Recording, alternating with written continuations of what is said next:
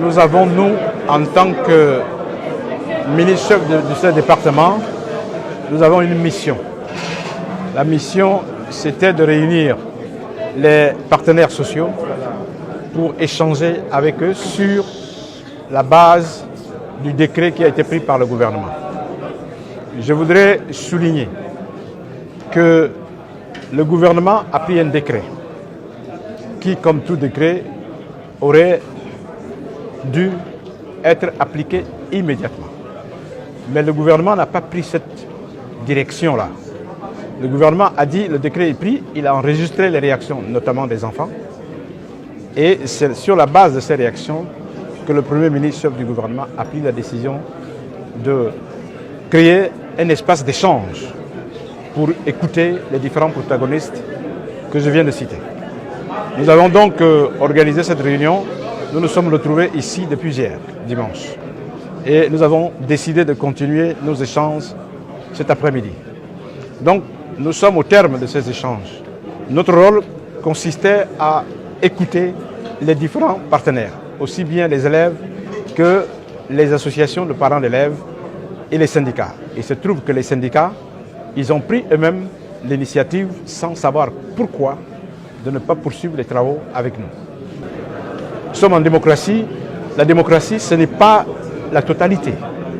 Nous sommes 4 composantes. Les enfants, qui constituent la principale composante, parce que c'est pour eux qu'on est là. Ensuite, les enseignants, n'est-ce pas, qui évoluent dans le cadre des syndicats. Nous avons les associations de parents d'élèves, qui évoluent dans leurs associations respectives. Donc nous sommes 4 composantes qui se sont retrouvées ici depuis 2 jours.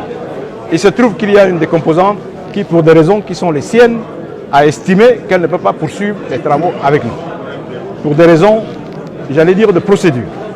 Ils sont libres, mais leur décision ne peut pas être une décision qui suspend le reste des discussions.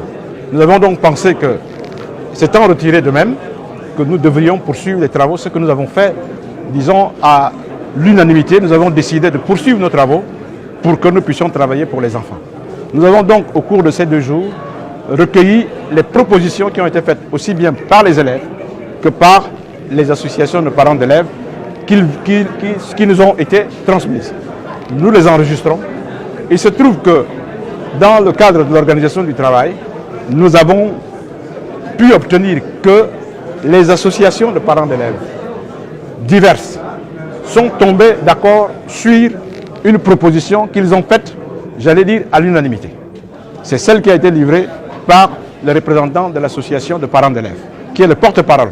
Il a son association de parents d'élèves, mais il a été désigné comme porte-parole des associations de parents d'élèves. C'est à ce titre qu'il a parlé tout à l'heure, pour dire quelles sont les propositions qui sont faites par eux. Et les élèves ont dit, à leur tour, quelles sont les propositions qu'ils font par rapport à la proposition du gouvernement, à la décision du gouvernement. Vous les avez écoutés. Nous allons donc faire notre travail, celui de rendre compte des résultats des travaux, des discussions que nous avons eues, des échanges que nous avons eus pour les soumettre à acquis des droits, de façon à ce que le Premier ministre et le Président de la République prennent la décision qu'ils estiment nécessaire pour la circonstance, de façon à faire avancer les choses. Et nous avons dit que nous allons écouter le Premier ministre, qui attend que nous ayons achevé nos discussions pour voir dans quelle direction nous allons orienter l'action que nous allons faire, nous allons engager à partir du moment où le Premier ministre aura pris la décision.